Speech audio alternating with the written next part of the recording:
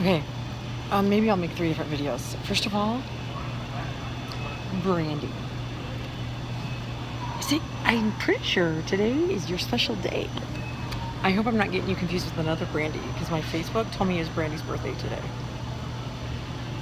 That'd be embarrassing, because I'm like, happy birthday to you. Just kidding. I won't do that, because I'm not actually a good singer. I'm really good at singing bad, though. So, if it's your birthday, you're not going to get this till afterwards, but I hope you're having a wonderful day celebrating your life. Happy birthday, Brandy. I changed the view so you can see that guy working over there. I'm sure he appreciates that. I'm still at Martin's. All day. All day, this is where I've been. My car. Okay, so the guy I bought the car from is awesome. What he wanted to do was confirm that there's no leaks, which he did. And he said, so it clearly is something wrong with the engine. And he doesn't know exactly what, but what he will do is he will eat the labor costs and just charge me for the parts. He said he felt so horrible. He loves Subarus. All he does is sell Subarus. And this is the second time this has ever happened to him, although he has heard about Subarus burning through oil, and like this is a thing, but it's not super common.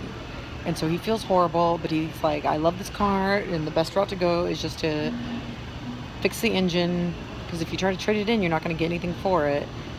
And I did look up the law. It doesn't meet any lemon laws. Like, I have no legal repercussions I can do. But so, and he's like, I just feel so bad. Can I give you an oil change for free while you're here today? So he also put a thicker oil in. I'm going to start, he didn't say to do this, but I'm going to start like writing down like every 1,000 miles I'm putting more oil in or whatever. And then as soon as it does it again, I'm supposed to like call or text him. I don't think I saved his number though on my phone. I keep forgetting to do that. So the car problem is ongoing. What I realized though yesterday, which is really exciting, is that since I was young, I always bought newer cars, and I get irrational, like illogical anxiety around car repairs, and I don't have it this time. And I think it's because I trust both my mechanic and I trust the guy I bought the car from. And so, like, even though it's going to be this ongoing like thing in my life, I'm able to navigate it without stress. The other thing is like while I was at the dealership, he gave me the Wi-Fi password, and I brought some coffee and I just sat there and did my homework. And so, like, the fact that as long as I can study somewhere, it's warm, there's coffee and Wi-Fi, I'm pretty content. So although slightly disappointed, I feel okay. Like, I feel in a space of acceptance with the car problem. Hey, Subs, did I ever tell you about my tattoo? I have no tattoos. So that's the beginning of my tattoo story. But like this big transition in my life of school, like leaving CCJ, being 40, like this new kind of awareness of who I am.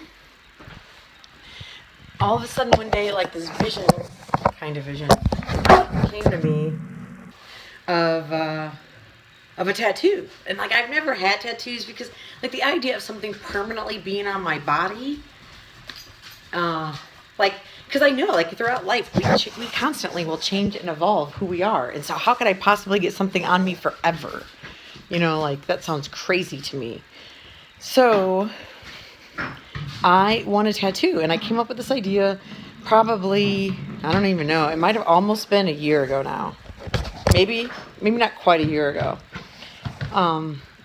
And I am not an artist, and I have not found anyone to draw it for me. I have a friend who owns a tattoo place. He and I have been friends, I think, since I was like 19, 20, maybe since I was 20 years old. So we've been friends for 20 years. Can't find my car keys. I feel like I grabbed them. Nope, they're right there. We've been friends for 20 years, and he owns a tattoo shop. He tried to draw it, but when he drew it, it was a little symmetrical and masculine. And I do not want it to be, I want it to represent me. And so first, like, the artist should have, like, when you look at a piece of art, you get a feeling from it, or like it has an energy or a style to it. And so I want that style of the piece to reflect me and who I am. So I simply would define myself as fierce, simple, vulnerable, and feminine. So let's see. I don't know if I can set this down anymore. Gotta put my seatbelt on. So the piece is, I'll tell you the story first. The piece would be, so we'll go back to like how it represents me. So I talked about like kind of the emotional, like embracing my essence and how the piece will embrace my essence. Next is kind of like the roots of what drives me in life. At CCJ, even on this vlog more than once, I've talked about this idea of the spider web, of us all being connected as community. And like when you break the connection, like it creates harm. And if it's not addressed, then that harm expands. And it will keep expanding, and people will be impacted that you would have never even thought of. And the damage that initially was created will become even worse. Not only because of the exponential growth outward, but just that like that spot of damage. But if we choose to deal with the hard stuff, the harm, then what happens when we sew that connection back up, and we take the time to do that, it's actually a stronger connection than than we started with.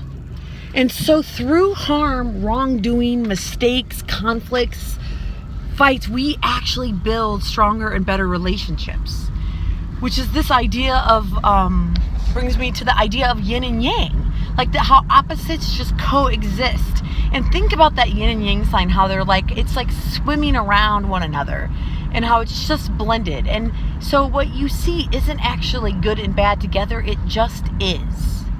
It is what we are as humans. It is what life actually is. And I can think of countless times where that was a really prominent awareness in my life. I remember when Big David first, he went back for that interview, and Little David was one. And that was like, I mean, now it's even looking back, it's hard for me to comprehend the depth of depression and weight I felt losing him in that moment, because I'm just used to like living by myself. But he and I had been together since like 98. So 2005, we all fly to Mexico and leave him there, and Little David and I return. And I'm just sad. I'm so sad. But I realize that I have to do everything. And even though often you might think that that's bad, the truth is when you're with a person, another adult, and you expect help and they're not giving you help, that is really frustrating. And so like we had a kid and we both worked and life and all that. And so, no, you do it. No, you watch little baby David. No, you do that. No, you take care of that. Like, so there was always kind of this like conflict over like who's doing more. When you're by yourself, you just take care of everything. And so I kind of realized like that's a little easier. I'm not disappointed. I'm not frustrated. I'm a little stressed and tired, but it's all on me. And so there was just this awareness of like, and I mean, several times in my life since I've been single and watched my married friends, or been in good relationships and like just being single, just like no matter what your kind of path in life is, there will always be this like pluses and minuses, benefits and drawbacks to whatever we do in life. And that it's not good and bad. It's just life. It's humanity. So back to the tattoo, as I've talked for a long time. I'll post this tonight because this will be super long. So I want like a spider web with the reflection within the spider web, like shading of a yin yang within the actual spider web. No one has been able to draw that yet. I talked to, finally yesterday, an artist named Dorothy Jean Carter. She's an amazing local artist here in Elkhart. I recommend checking her out, and believe she has a website. I know she has Facebook. She does a lot of great work. But I talked to her about it. I sent her the drawings that I was doing. and she sent me something that like is the closest we've been so far. And so if someone can do the shading right, I might have a tattoo. I mean, not have it, but like the drawing to like go get it. So I'm pretty excited about this.